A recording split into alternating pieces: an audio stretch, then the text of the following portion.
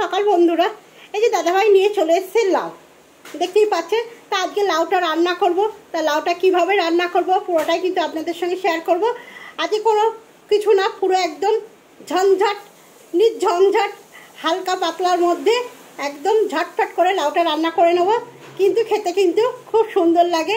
লাউ কিন্তু সমস্ত কিছু দিয়েই ভালো লাগে, তাই না? ডাল দিয়ে ভালো লাগে, লাউয়ের ঘন্ট ভালো লাগে, লাউ চিংড়ি ভালো লাগে, লাউ দিয়ে কিন্তু অনেক কিছুই রান্না করা যায়। তা আজকে আমি কি রান্না করব সেটাই আপনাদের সঙ্গে শেয়ার করব। দেখতে থাকুন, আশা করি আপনাদের ভালো লাগবে লাউয়ের রেসিপিটা। কারা কারা লাউ খেতে ভালোবাসেন একটু কমেন্ট করে জানাবেন। আমাদের বাড়িতে কিন্তু আপনাদের দাদাভাইও ভালোবাসে না, আমার ছেলেও ভালোবাসে না, আমি আর আমার শাশুড়ি খাবো, তাই কিন্তু ছোট সাইজে একটু লাউটা নিয়ে এসছে। দুজনে খাবো তো, ওরা একদম লাউ খায় না, বলে দূর কি লাউ খাবো, কিন্তু লাউ খেতে ভালো লাগে, তাই না? তাই চলুন লাউটা তাহলে এবার কাটাকুটি কমপ্লিট করে নিয়ে রান্নার জায়গায় চলে যাই। দেখতে থাকুন, কিন্তু আপনাদের ভালো লাগবে। আর আপনারাও লাউ দিয়ে কী কী বানান সেটা একটুখানি কমেন্ট করে জানাবেন। আমার লাউ দিয়ে বেশি কিছু রেসিপি বানাতে পারি না। চলুন আজকে কী বানাই সেটাই আপনাদের সঙ্গে শেয়ার করব। লাউটা একদম কেটে নিয়েছি, দেখতেই পাচ্ছেন সুন্দর করে। আর এখানে মশলার মধ্যে নিয়েছি লঙ্কা, আদা আর জিরে, এই একটুখানি মশলার মধ্যে আদা জিরেটা বাটবো, আর লঙ্কাটা কিন্তু বাটবো না। দেখতে থাকুন, একদম সাধারণ, একদম খুব সহজভাবে এই লাউয়ের রেসিপিটা আমি করব। আশা করি ভালো লাগবে, খেতেও খুব সুন্দর হয়। দেখুন রান্নাঘরে একদম রান্না হচ্ছে। আজকে আমি লাউয়ের রেসিপিটা দেখাবো, আর কে কী রান্না করলাম সেটা তো প্রতিদিনের মতন আপনাদের সঙ্গে শেয়ার করবই। লাউটা একদম ঝটপট রান্না হয়ে যাবে, কিন্তু খেতে খুব সুন্দর হয়। দেখতে থাকুন, আশা করি ভালো লাগবে। যারা লাউ খান না তারাও কিন্তু এইরকম করে ঝটপট করে লাউ রান্না করে নিলে কিন্তু খুব সুন্দর খেতে হয়। চলুন বন্ধুরা দেখতে থাকুন, আশা করি আপনাদের ভালো লাগবে ভিডিওটা। কড়াইতে কিন্তু আমি একদম অল্প পরিমাণে তেল দিয়েছি, বেশি তেল এখন দেবো না, একদম অল্প পরিমাণে তেল দিয়ে দিয়েছি। দিয়ে কিন্তু আমি লাউগুলো দিয়ে দেবো।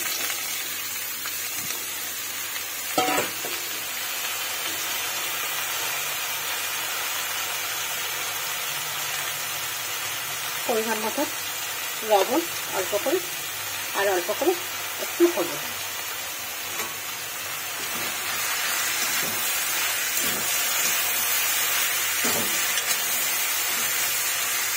দিয়ে কিন্তু এটা ঢাকা দিয়ে দেবো। দেখুন বন্ধুরা, লাউটা কিন্তু একদম সেদ্ধ হয়ে গেছে। দেখতেই পাচ্ছেন কতটা লাউ দিয়েছিলাম, সেটা কিন্তু পরিমাণে এইটুকুনি হয়ে গেছে। এবার লাউটা কিন্তু আমি নামিয়ে নেবো। চলুন বন্ধুরা, নামিয়ে নিয়ে তারপরে এবার আমি সাঁতলাবো, তাহলে কিন্তু লাউয়ের টেস্টটা খুব ভালো লাগে। যেরকম বাটিতে নামিয়ে নিলাম, নিয়ে কিন্তু আবার আমি কড়াইটা বসিয়ে দিই। এতে কড়াই বসিয়ে দিয়েছি, দিয়ে একটু তেলটা বেশি দিয়েছি একটুখানি, দিয়ে একটু শুকনো লঙ্কা আর কালো জিরে দিয়ে দিলাম। দিয়ে একটু মশলা যেটা করে রেখেছিলাম জিরে আর আদা, সেই মশলাটা দিয়ে দিলাম। দিয়ে পরিমাণ মতন এবার আমি এখানে দিয়ে দেবো হলুদ। সেদ্ধ হওয়ার সময় অল্প একটু দিয়েছিলাম, এখন পরিমাণ মতন হলুদ দিয়ে দিলাম এখানে। আর একটু দেবো লঙ্কার গুঁড়ো, অল্প পরিমাণে দেবো, খুব ঝাল ভাল লাগবে না, হালকা করেই আমি দেবো। বেশ সুন্দর করে দিয়ে এবার একটু করে সুন্দরভাবে নেড়ে দেবো। একদম তাড়াতাড়ি হয়ে যায়, লাউটা সেদ্ধ হতে যা টাইম লাগে করতে কিন্তু বেশি টাইম লাগে না, খেতে কিন্তু খুব সুন্দর লাগে। আর লাউ মানে একটু মিষ্টির দানা না দিলে ভালো লাগে না, তাই কিন্তু পরিমাণ মতো আমি একটু মিষ্টির দানা দিয়ে দিলাম, তাহলে কিন্তু লাউটা বেশ খেতে সুন্দর লাগে।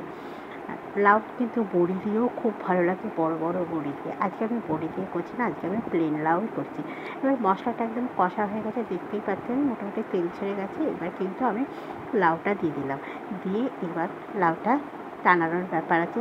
লাউ যত টানাবেন তত খেতে কিন্তু ভালো লাগে বন্ধুরা। তাই এবার একটু সুন্দর করে টানিয়ে নেব লাউটাকে।